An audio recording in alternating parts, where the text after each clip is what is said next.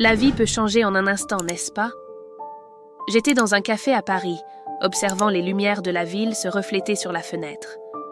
L'arôme du café frais emplissait l'air, tandis que la musique douce d'un pianiste lointain créait une atmosphère chaleureuse. Ma routine, marquée par des rencontres répétitives et des conversations superficielles, semblait monotone. Le regard attentif des autres clients me rappelait que je n'étais pas seule, mais en même temps, je me sentais invisible. C'est alors qu'il est entré. Grand et sûr de lui, sa présence a immédiatement capté mon attention. Ses yeux sombres brillaient intensément, comme s'ils renfermaient des secrets inavoués. En l'observant, j'ai réalisé qu'il ne se souciait pas du regard des autres. Il semblait libre, insouciant. Un contraste saisissant par rapport à mon monde contrôlé et prévisible. L'environnement autour de nous s'est évanoui, et pendant un bref instant, il n'y avait que l'électricité entre nous. Il a commandé un café, et la façon dont il s'est penché sur le comptoir a éveillé quelque chose en moi. Un mélange de curiosité et de désir. Je savais que je ne devais pas. Ma relation était loin d'être parfaite, mais il y avait quelque chose en lui qui m'attirait irrésistiblement. Je ressentais un mélange d'excitation et de culpabilité, comme si j'étais sur le point de franchir une ligne invisible. Que pourrait-il arriver si je me permettais de faire un pas vers l'inconnu? Alors qu'il s'asseyait à une table proche, mon cœur a commencé à s'emballer. Le temps semblait s'étirer. À chaque seconde qui passait, je me demandais si je devais m'approcher. Que penserait-il de moi? Il y avait une tension dans l'air, comme si le destin me mettait au défi.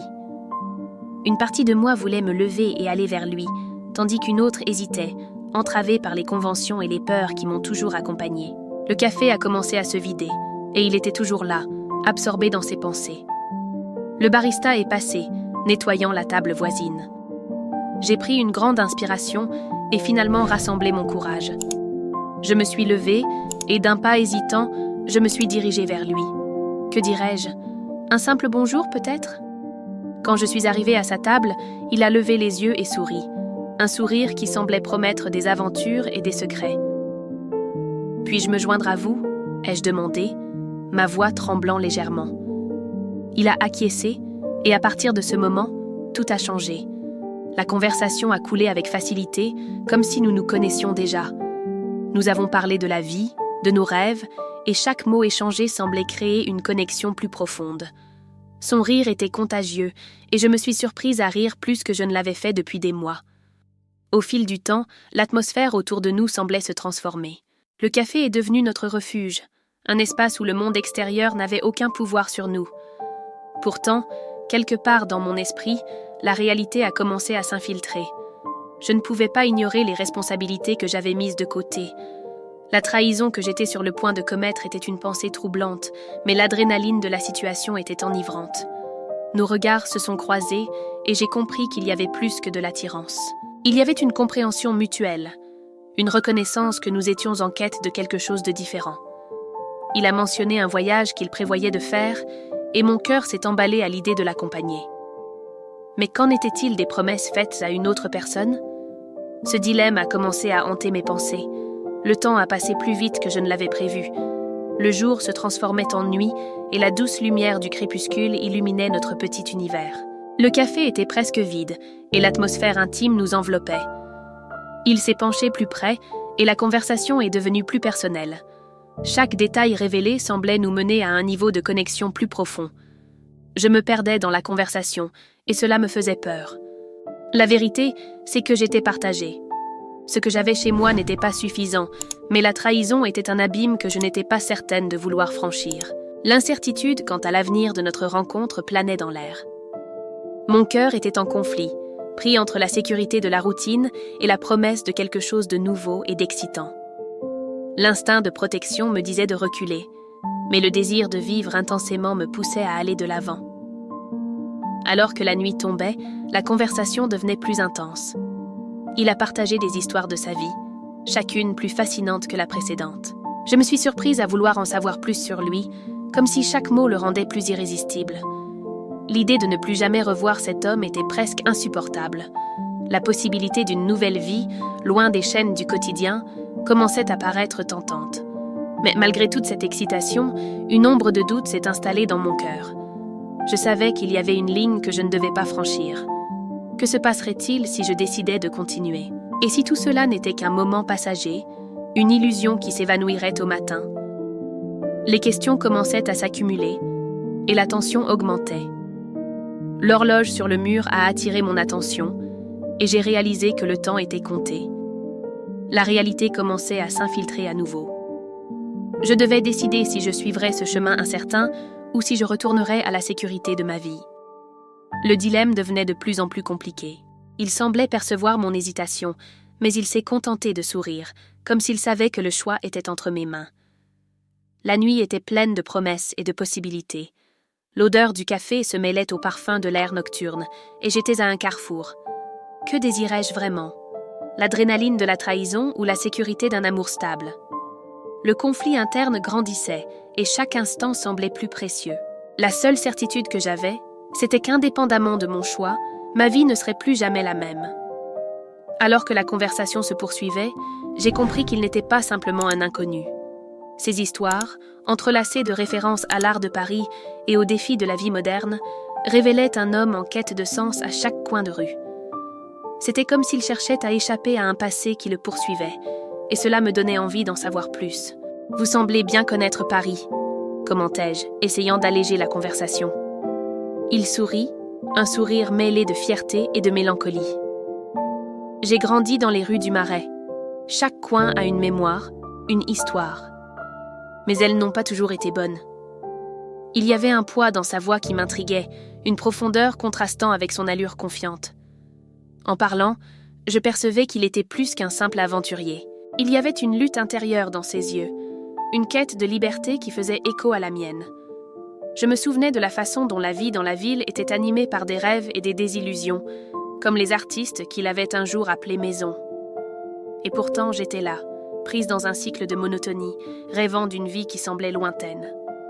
Le serveur est repassé, apportant un nouveau café. « Ne pensez-vous pas que nous portons tous une forme de prison ?»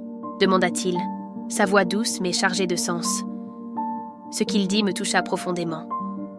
Je pensais à ma vie, à la façon dont les attentes et les promesses que je m'étais faites me maintenaient captive.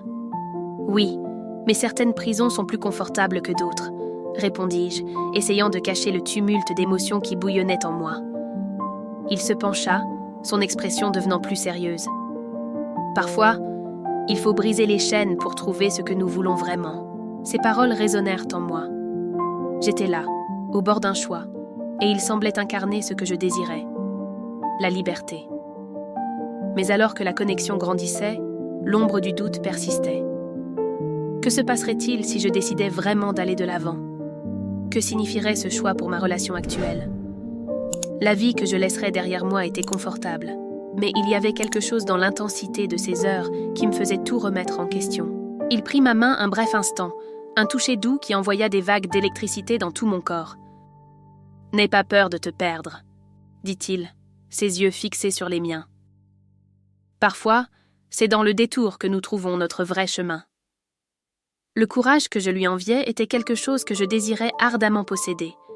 Mais que se passerait-il lorsque le soleil se lèverait? Aurais-je le courage d'affronter la réalité? Le café se vidait, et la ville commençait à briller sous les lumières nocturnes. Le temps semblait s'épuiser, et je devais décider.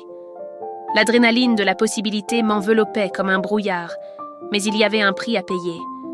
Le dilemme devenait plus tangible, et le choix que j'hésitais à faire pouvait tout changer. Il sourit à nouveau, et à cet instant, tout ce que je désirais était de me perdre et de me retrouver en même temps. Mais au milieu de la ferveur, le doute murmurait « Jusqu'où étais-je prête à aller ?» La conversation coulait, mais la tension dans l'air était palpable. La connexion que je ressentais pour lui me faisait oublier, l'espace de quelques instants, le poids de mes responsabilités. Cependant, la réalité ne tarda pas à se manifester. Un groupe de personnes s'approcha, riant et parlant fort, comme s'ils envahissaient notre espace intime. C'était comme si l'univers se moquait de mon dilemme, plaçant des obstacles sur mon chemin. Alors que j'essayais d'ignorer l'interruption, mon téléphone vibra sur la table. Un message de mon partenaire. « Où es-tu ? Je suis inquiet. » Mon cœur s'emballa.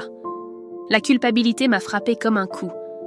Que faisais-je là, partageant des moments avec quelqu'un que je connaissais à peine alors qu'il m'attendait à la maison? Le dilemme s'intensifiait. « Ça va ?» demanda-t-il, remarquant mon changement d'expression. Il y avait une inquiétude sincère dans ses yeux, mais l'urgence de la situation m'obligea à agir. « Désolée, je dois répondre à ça. » Je me levai rapidement, lui laissant la promesse que je reviendrais. Les mots que nous avions échangés résonnaient dans mon esprit, mais la réalité d'une relation sûre et prévisible me tirait en arrière. Le message était clair. J'avais un choix à faire. La ville vibrait autour de moi, mais j'étais paralysée, entre le désir d'explorer et la nécessité de revenir à ce que je connaissais. L'avenir se déroulait devant moi, incertain et séduisant. Quelle serait la prochaine étape ? La réponse au message résonnait dans mon esprit, mais la conversation que j'avais laissée derrière moi pulsait encore. Le dilemme n'était pas simplement d'être avec lui ou de retourner auprès de mon partenaire, c'était de savoir qui je voulais vraiment être. Alors que je marchais vers un endroit plus tranquille, les voix du groupe se dissipaient, mais la pression pesait plus que jamais. La pulsation de la ville autour de moi semblait s'accélérer. Chaque pas m'éloignait de la sécurité et me rapprochait du doute. Le téléphone vibra à nouveau, une nouvelle alerte. « Si tu ne reviens pas, il faudra qu'on parle. » Le ton ferme de mon partenaire était comme un appel à la raison. Je pris une profonde inspiration et pensais à tout ce que j'avais construit. Mais son image, avec ce sourire charmant, me faisait me demander si j'étais vraiment prête à renoncer à l'inconnu. Un élan me poussa à regarder par la fenêtre, où les lumières de la ville clignotaient comme des promesses de nouvelles possibilités. À cet instant, je réalisais que le choix n'était pas simplement entre deux hommes, mais entre deux vies. Revenir ou rester ? La décision devenait plus claire, à mesure que la pression du temps s'intensifiait. Un dernier regard vers l'extérieur, et, dans un moment de courage, je décidai qu'il était temps d'agir. Alors que je me retournais pour partir, une silhouette familière apparut devant moi, bloquant mon chemin. C'était Clara, ma meilleure amie, mais quelque chose dans son regard avait changé. L'inquiétude se transforma en panique quand, d'une voix tremblante, elle murmura « Je ne sais pas comment te dire ça, mais tu dois savoir pour Roberto. » Le monde autour de moi s'effondra. Roberto, l'homme que je considérais comme une possibilité, était sur le point de se révéler sous un jour que je n'aurais jamais pu imaginer. Clara hésitait, et la tension était palpable. « Il n'est pas celui que tu penses. J'ai vu... » Il était avec une autre personne.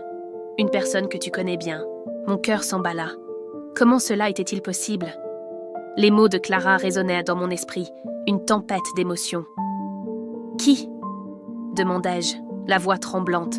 « C'est Sophia », répondit-elle, et les pièces commencèrent à s'emboîter de façon terrifiante. La douleur de la trahison brûlait dans ma poitrine. Le sourire charmant de Roberto se transformait maintenant en un masque de mensonge.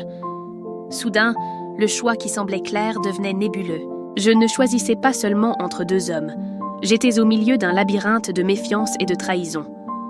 Mon téléphone vibra à nouveau, mais je l'ignorais. Avec Clara à mes côtés, je ressentais le besoin de confronter Roberto, non seulement pour moi, mais pour tout ce qui avait été révélé. Alors que j'avançais, la détermination grandissait en moi. Clara, à mes côtés, respirait lourdement, comme si elle absorbait la tension du moment.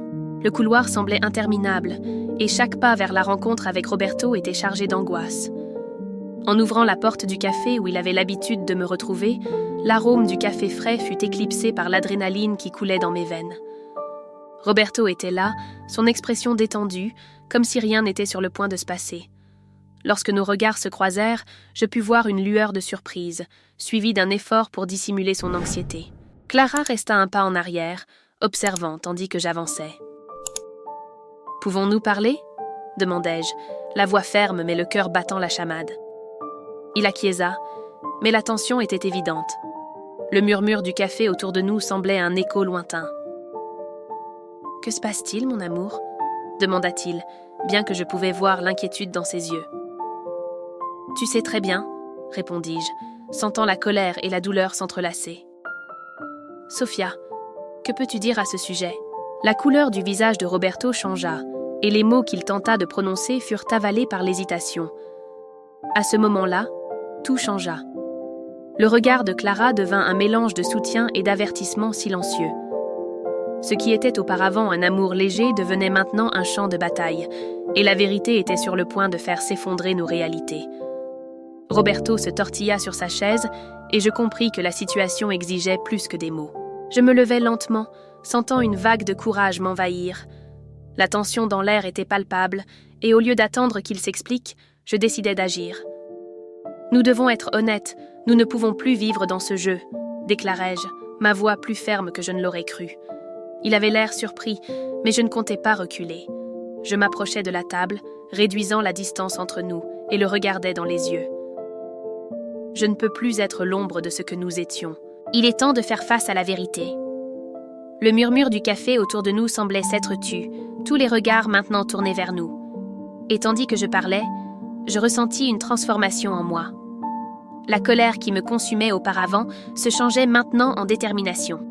Je n'étais pas là pour me disputer, mais pour me libérer. Ce dont j'avais besoin, c'était de clarté, pas de confusion. Clara, dans son coin, semblait approuver ma posture. Au lieu d'être à la merci de la situation, je prenais les rênes. Le regard de Roberto, désormais plus vulnérable, montrait qu'il commençait lui aussi à comprendre la gravité de ce que nous affrontions. Le chemin à venir restait incertain, mais je n'avais plus peur de ce qui allait arriver. Roberto prit une profonde inspiration, et le silence s'étendit entre nous comme un fil prêt à se rompre.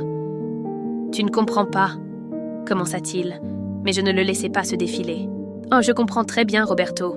Ce déni ne fait que nous enfoncer davantage. » L'intensité de la conversation attira l'attention de quelques clients, et je sentais que l'ambiance était chargée d'attente.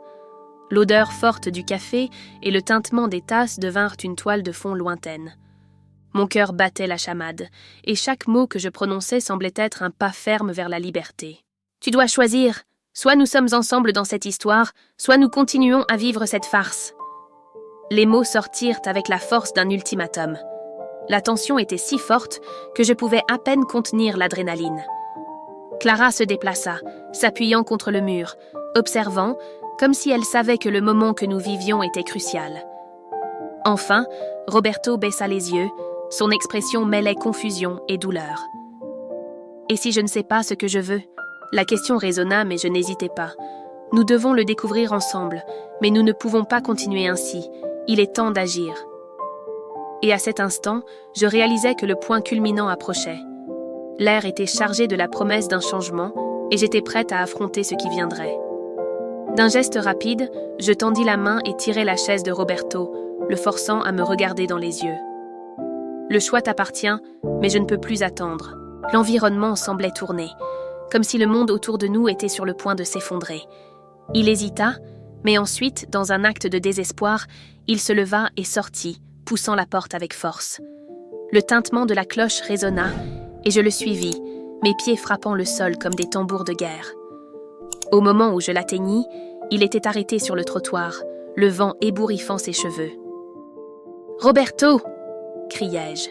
Il se retourna, un éclat de détermination commençant à poindre dans ses yeux. « Je ne peux pas continuer ainsi, mais je ne sais pas comment changer. » L'inattendu se produisit. Clara, qui était restée silencieuse jusqu'à présent, fit un pas en avant.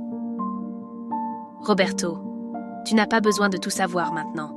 Parfois, le premier pas est le plus difficile, mais c'est aussi le plus important. » Ces mots flottèrent dans l'air, et je vis la transformation en Roberto. La confusion fit place à une étincelle d'espoir. « Alors, découvrons ensemble », déclara-t-il, et pour la première fois, un sourire sincère se dessina sur son visage. Le conflit qui semblait insurmontable devenait maintenant un nouveau départ. Je sentais que, enfin, nous étions prêts à affronter ce qui viendrait, ensemble. Avec le temps, les choix de Roberto et Clara ont résonné dans nos vies. Ils sont devenus un symbole de résilience, inspirant tous ceux qui nous entouraient. Ce qui semblait autrefois être un gouffre infranchissable était désormais un chemin éclairé par de nouvelles possibilités. Les cicatrices du passé n'ont pas disparu, mais apprendre à les gérer a apporté un sentiment de communauté et de soutien. Le monde autour de nous s'est transformé et j'ai réalisé que chaque petit pas comptait. À la fin de notre parcours, j'ai compris que le véritable changement commence à l'intérieur et qu'ensemble nous pouvons affronter n'importe quelle tempête. Et ainsi se termine cette histoire pleine de passion, de mystères et de choix bouleversants. Mais la question qui reste est « Et vous, que feriez-vous dans une situation comme celle-ci » Laissez votre avis dans les commentaires. car votre perspective peut tout changer. Si vous avez aimé cette histoire et souhaitez suivre d'autres intrigues captivantes et pleines d'émotions, abonnez-vous à la chaîne dès maintenant. N'oubliez pas d'activer la cloche de notification pour être le premier à regarder les prochaines vidéos. Ici, chaque récit est conçu pour éveiller votre côté le plus intense et curieux.